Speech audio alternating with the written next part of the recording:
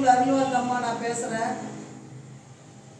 ஏன் இந்த வீடியோ போடுறேன்னாக்கா, மேல்மருவத்தூர் ஆதிபராசக்திக்கு போகிறவங்க அனைத்து பேரும் பஸ்ஸில் இந்த தேவையில்லாமல் பாட்டை போட்டு ஆட்டம் ஆடி டிரைவரை கவரை வச்சு டிரைவர் வண்டி ஓட்ட முடியாமல் உங்களை திரும்பி பார்க்குற செகண்டில் வண்டி கீழே போய் கவுந்துருது.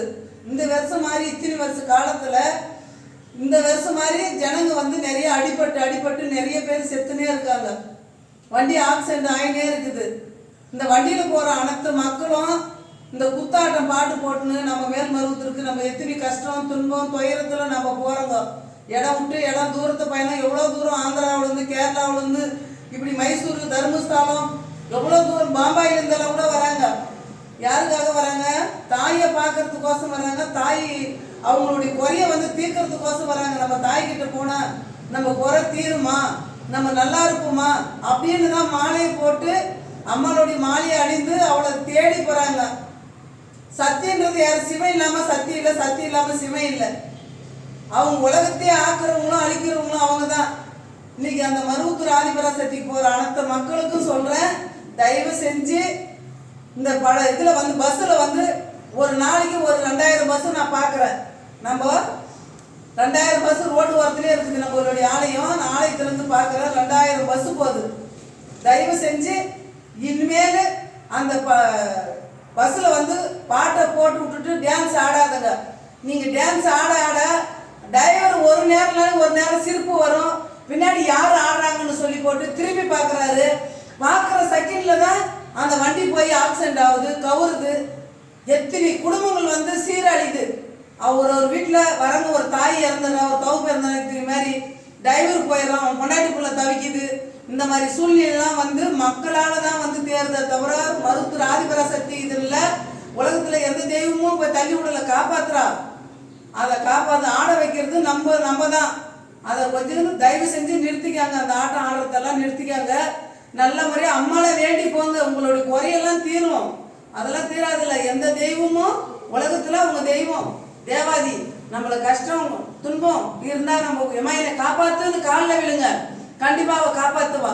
அவளோடைய மாலையை அணிஞ்சிக்கின்னு எதுக்கு இந்த டான்ஸு? இந்த டான்ஸ் எதுக்குமா போடுறோங்க? தயவு செஞ்சு போடாதுங்கம்மா.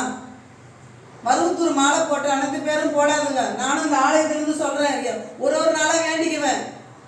ஒரு வண்டி ஆம்புலன்ஸ் கத்தின்னு போனால் கூட அந்த கடவுள்கிட்ட வேண்டுவேன், ராஜகாளியம்மா காப்பாற்று போகிறாங்க பாரு, அந்த உயிர் மீண்டும் வரணும். இந்த எல்லையில் இந்த வழியை போகிற உயிர் போராடி எட்டுன்னு போகிறாங்க பாரு ஆம்புலன்ஸில். அந்த உயிர் திரும்பி நல்ல முறையை பொழைச்சி உயிர் வரணும்னு சொல்லி இந்த கடவுள்கிட்ட என் ஆத்தா கிட்ட நான் கேட்பேன்.